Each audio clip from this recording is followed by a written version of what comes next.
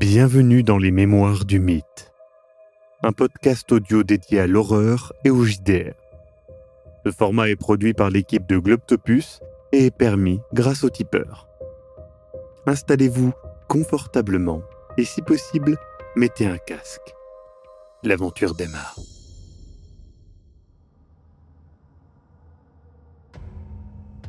Je ne sais pas ce que je ne sais pas ce que je cherchais. Une explication, hein, mais... Écoutez, on y est maintenant, donc Je me rapproche de la faille et j'essaie de rapprocher mon oreille pour voir si j'entends quelque chose. Et si les mouches viennent de... Si j'arrive à voir aussi si les mouches, elles viennent de là. Mon cher Raymond, tu approches ton oreille. Derrière le bruit de bourdonnement des mouches incessants, tu entends un bruit de bouillonnement, de suintement qui vient de tout en bas et qui semble résonner dans une pièce immense. Instinctivement, tu te retires. Par réflexe, je me jette en arrière sur le dos et je recule. Elias et toi, mon cher Luca, voyez Raymond se pencher, écouter et se jeter en arrière d'un coup, comme effrayé, tomber les quatre fers en l'air. Oula, Raymond, ça va ? Oh, putain. Hey, t'as entendu quelque chose ? Qu'est-ce qui s'est passé ? T'as vu quelque chose ? Je regarde en l'air, quelque chose est sorti ? Non, il y a... Ah putain, pourquoi je me suis posé la question ? Pourquoi j'ai... Il y a un... Allez, quoi ? Ah, attends, putain. Ça a l'air immense en dessous. Il y a comme une sorte de bouillonnement, de gargouillis, c'est horrible. Mais c'est quoi ? Il y a quelque chose dedans ? Oh putain, ouais, il y a quelque chose. Oh putain, il y a quelque chose, c'est sûr. Redescendons. Ne restons pas... Il n'y a rien à trouver à cette hauteur. Et tu vois, Elias, il commence déjà à... Attends. J'essaie de le rattraper et de passer devant pour aider les gens à descendre. Très bien. Vous redescendez. Célia, tu cherches. Tu regardes. Tu retombes sur le trou qu'a indiqué Raymond. Tu peux voir qu'effectivement, en regardant un peu plus attentivement, il y a environ 4-5 mètres de profondeur. C'est une chute qui demanderait un peu une corde. Heureusement, vous en avez pris. Et puis tu regardes, tu t'approches, un peu hésitante, de ce charnier, où tu peux voir cette pile immense de cadavres. Et puis tu vois, comme on t'a indiqué, cette entrée de tunnel, avec cet objet brillant, doré, au sol. L'entrée la plus pratique est l'entrée du charnier. Mais le problème, c'est que il va falloir traverser les cadavres. Ce qui ne t'enchante guère. Pour l'autre, c'est un petit peu plus audacieux, mais plus pratique d'un point de vue hygiénique, dirons-nous. C'est des cadavres qui sont en décomposition vu l'odeur et... Il y a des cadavres qui sont assez récents. Mais oui, certains cadavres sont squelettiques avec de la chair séchée dessus. Combien de cadavres environ ? Des dizaines et des dizaines. Bah, si j'ai de la corde en bas, je commence à essayer... Je descends pas, mais je commence à essayer de préparer pour pouvoir descendre, etc. Très bien. Ils redescendent, les trois, l'air pâle et inquiet. Vous retrouvez Célia qui est en train d'aménager une corde pour descendre dans l'une des cheminées que tu avais trouvées, Raymond. Jackson Elias, Luca Rizzi et Raymond Lewis, vous avez l'air d'avoir vu un fantôme. Qu'est-ce qui se passe ? Raymond ? Ça bouillonne. Qu'est-ce qui bouillonne ? Raymond, J'ai entendu depuis là-haut un bouillonnement, mais il y avait une résonance comme j'en ai jamais entendu. C'est titané, c'est... je sais pas si... on a vraiment envie... On doit vraiment descendre. Écoutez, si ce que vous avez entendu est vrai, si ce que les légendes sont vraies, si... Imaginez ce qu'il peut y avoir là-dedans. Et si, comme la légende le dit, un ruban d'or a été utilisé pour l'enfermer, et il sort justement le bout du ruban d'or, alors peut-être il faut le maintenir. On peut pas laisser autant de gens en danger comme ça, de toute façon. Le ruban d'or, il est entier ou pas qu'on a?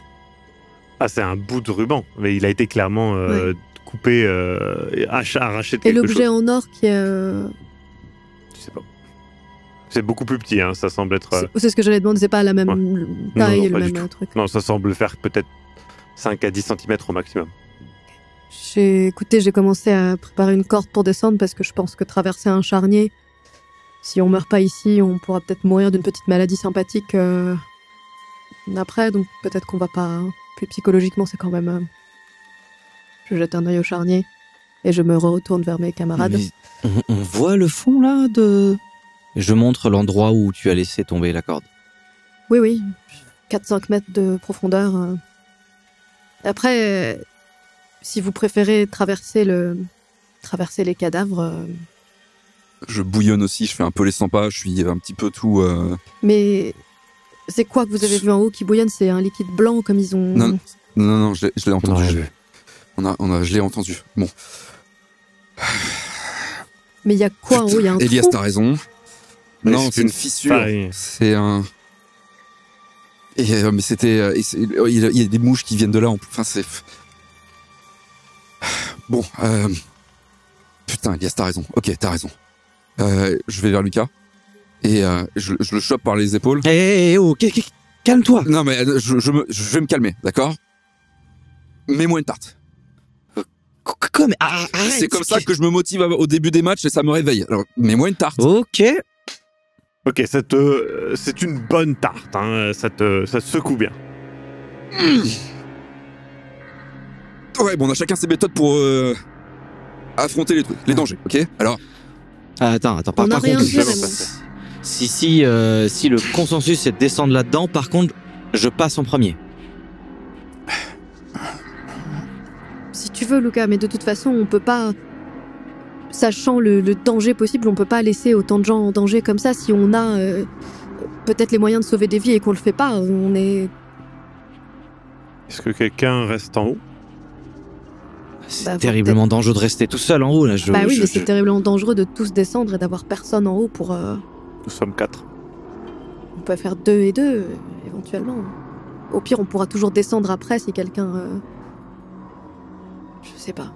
Bon, écoutez, moi je vous propose, en tout cas, voilà, je me déplace bien, je suis agile. Si quelqu'un doit se balader dans un endroit un petit peu hasardeux en bas, je préfère y aller et essayer d'être le plus efficace possible. Elias, passe-moi le bout de le morceau là, passe-le-moi. Attends, qu'est-ce que tu veux faire avec? Bah, je te suis. Ok. Je te suis, on y va tous les deux. Je pourrais peut-être plus facilement retrouver à quel endroit il manque le bout. J'ai l'habitude de fouiller, donc... Chaque chose en son temps. Déjà, peut-être qu'une personne peut descendre et nous dire ce qu'il y a en bas, parce qu'on voit pas vraiment au final. Est-ce que c'est des couloirs? Est-ce que c'est Enfin, c'est un réseau, d'accord, mais comment c'est en bas? C'est peut-être intéressant à savoir avant de décider ce qu'on fait exactement. Je peux le faire. Lucas, si tu veux aller en éclaireur, je pense que c'est une bonne idée. Torche... Non, je cherche du coup un moyen de m'éclairer au cas où. Et je l'emporte avec moi. T'as une lampe torche, comme j'avais dit. Hein. Juste au cas où. Soyez prêt à réagir au cas où, s'il y a besoin de me remonter ou quoi, je resterai attaché ou je tiendrai fermement la corde et hissez-moi au cas où. Tire 3 fois dessus et on te hisse. Quoi? Non, je vais gueuler. Qu'est-ce que tu veux que je tire 3 fois dessus? Que tu hurles ou que tu tires 3 fois dessus, Lucas, on te remontera, y a pas de souci, on reste là. Vous voulez aussi une technique, Jackson, pour que... Je sais pas... Putain, sérieusement, je descends. Lucas descend. Vous le voyez, et j'estime que tu décris un petit peu ce que tu vois. après être descendu sur ces 4-5 mètres, tu vois autour de toi des murs en dalles de pierre. Et puis, cela descend en fait plus bas, dans une sorte de petit couloir qui descend en fait, un conduit. Et donc là, ça s'enfonce beaucoup plus profondément, ça demande une certaine adresse, la corde ne serait pas forcément d'une quelconque utilité. Mais là, là où tu vas, on ne t'entendra plus. Vous m'entendez là? Oui. Et... Ouais. Là, c'est praticable, mais si je dois descendre plus en bas, ça sera compliqué. Je vous cache pas qu'il va falloir faire extrêmement attention et... Attends, je descends, je fais le non, relais. attends, écoute. On va en parler peut-être Je t'ai d'abord. déjà vu te déplacer d'une manière où j'estimais que t'essayais de faire de ton mieux. Non, mais C'était on a sur compris, le... Lucas, on se déplace tous plus mal que toi, mais là, on va discuter de ce qu'on fait, donc... Mais c'est pas ce que je voulais dire, c'est juste qu'il y a vraiment un danger mortel, on sait pas ce qu'il y a en bas là. C'est un espèce de conduit, une cheminée, je sais pas. La corde servira strictement à rien, il faut juste tenir sur ses appuis. Si on perd l'équilibre, c'est fini. Eh ben, je descends et je fais le relais comme ça que je t'entendrai et je pourrais te remonter. Tu pourras pas l'entendre. S'il va au bout du tunnel, c'est vraiment, on parle de peut-être plus de 10 mètres, plus de 30 mètres. Ah ouais, d'accord. C'est quoi le mieux, du coup? On fait 2 et 2 Est-ce que c'est mieux qu'on y aille à 3 et que quelqu'un reste en haut au cas où? Qu'est-ce que... Je pense que plus on sera nombreux en bas, mieux ce sera, oui. mais... Peut-être qu'on Écoutez, descend tous. Écoutez, Est-ce que c'est trop risqué? Bon, allez, je suis déjà en train de me mettre la corde autour, de me sécuriser la corde comme je peux. Moi, Célia, je c'est préfère... qui décidait. J'ose un petit peu la voix pour qu'on m'entende bien, mais moi je préférais qu'on se sépare pas, hein. Alors allons-y tous ensemble. D'accord. Vous descendez les uns après les autres et vous enfoncez dans la cheminée avec un peu de difficulté et vous arrivez finalement dans un endroit très particulier. Un réseau de tunnels, les murs sont des dalles de pierre et ce tunnel fait 1,20 m de haut pour 3 de large. Vous devez avancer à 4 pattes. Le sol est couvert de poussière et de fragments de pierre. Il y a parfois des petites stalactites causées par l'eau qui a traversé. Et vous savez que si vous vous dépêchez, si vous vous mettez à essayer d'aller plus vite, vous pourrez peut-être vous blesser. Les mains, les coudes, les genoux. L'odeur de pourriture est incroyablement forte et n'a d'égal que le nombre de mouches. Vous êtes saisi par cette odeur. Et là où tu avais pu mettre de côté ta répugnance pour cette odeur face au charnier, Célia, tu ne peux pas retenir un relent et tu vomis sur le côté, complètement perturbé par cette odeur. Tu vas devoir passer un petit peu de temps pour t'habituer à l'odeur et pendant ce temps, tu seras impacté dans toutes tes actions. Vous êtes donc à un croisement. Vous pouvez voir le chemin se diviser en 3. Vous faites le lien avec ce que vous avez vu au-dessus, bien évidemment. Pour vous, si vous allez tout droit, vous allez vers la pyramide. Si vous allez vers la gauche, vous allez vers le charnier. Et si vous allez derrière vous, vous pouvez le voir, ça ne va pas très très loin et ça va dans une petite pièce, en tout cas. J'essaye de calmer ma respiration et je me mets un peu dans un coin, donc je les laisse discuter. Pendant que Célia, à la limite... Est-ce qu'on n'irait pas voir juste la petite pièce qu'il y a là-bas? Comme ça, on peut... Elle reprend ses esprits et puis après on... Très bien. Je veux pas rester seule. Je viens avec vous. Il n'y a pas beaucoup de distance. On ne se sépare pas. Vous avancez. Encore une fois, 2 par 2, les uns à côté des autres, avec difficulté, vous rampez. Vous arrivez dans une pièce de 6 mètres par 6. Il y a 3 tapis de roseaux sales. Mais ce qui vous saisit immédiatement est que 2 de ces tapis de roseaux sales contiennent des silhouettes. Une de femme à l'allure péruvienne et une d'un homme à l'allure hispanique. Les deux sont allongés, sans mouvement, comme inanimés, et sont à quelques mètres de vous. Elias est un petit peu saisi par cette vision et vous regarde les yeux un peu écarquillés. Vous voyez le reste de la pièce. Il est rempli de pièces d'or, de bijoux, de montres, d'anciens artefacts, certains contemporains, d'autres vraiment plus anciens. La majorité sont en or, d'autres vraisemblablement sans trop de valeur. Je me retourne derrière avec un doigt sur la bouche, grands yeux ouverts et j'agite la main dans l'autre sens. Revenez en arrière. Est-ce que ce ne sera pas l'occasion de... Non mais on va les réveiller. Je fais un signe de main sur mon cou, en mode peut-être qu'on peut les tuer. On peut justement faire en sorte qu'ils se réveillent pas. Qui est David et qui le fait? Et comment? En tout cas, de Mendoza, il lui a tiré dedans, dans la tête. Alors, on peut faire pareil. Mendoza, on l'a vu dans un bar il y a ça quelques jours. Oui, je sais, ça a aucun sens, mais je suis en train de suivre des histoires d'un carnet qui a été écrit d'un truc de... Chut, parle pas si fort. C'est qu'il n'y a rien qui a du sens. Il y a 3 paillasses en roseau, c'est ça? Il y a 3 paillasses et il y a 2 Il y en a une qui est vide. Oui. Du coup, je fais signe vers l'autre paillasse et je fais chute parce que... Oui, le 3e. Et on s'occupe de ces 2-là et après, on n'aura plus qu'à gérer. C'est quoi? Chacun il va à côté de... et on... Je fais un signe avec mes mains en serrant autour du cou. Attendez, non.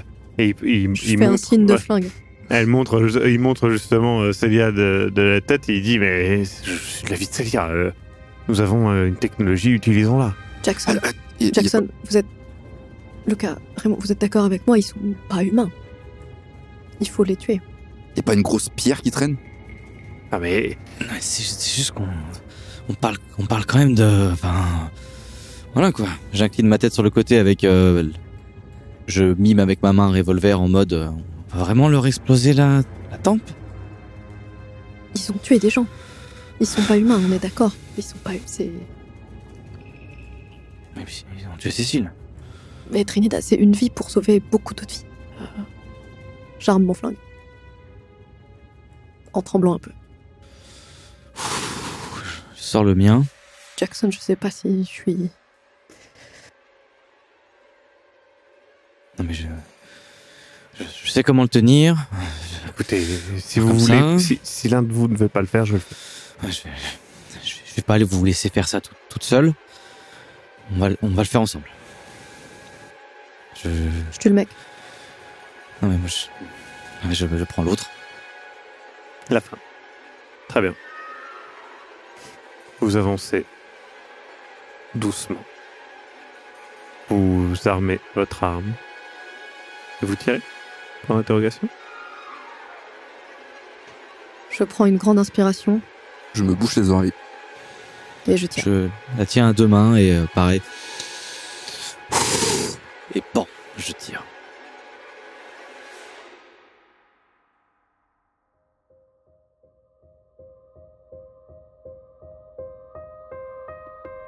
Vous venez d'écouter Les Mémoires du Mythe. Écoutez nos épisodes sur www.globipodcast.fr. Retrouvez la liste complète des épisodes en description. Le rythme de publication est d'un épisode chaque mardi et chaque samedi. Les joueurs et joueuses sont CC Trouille, Eric Da Silva et Sirmas Cox. Je suis, moi, le maître du jeu, Maxime Robinet, et l'audio est monté par Aise. Les musiques utilisées viennent du site Epidemic Sound. Soutenez-nous et obtenez les épisodes un mois en avance sur tipeee.com/sombre-machination. À très bientôt.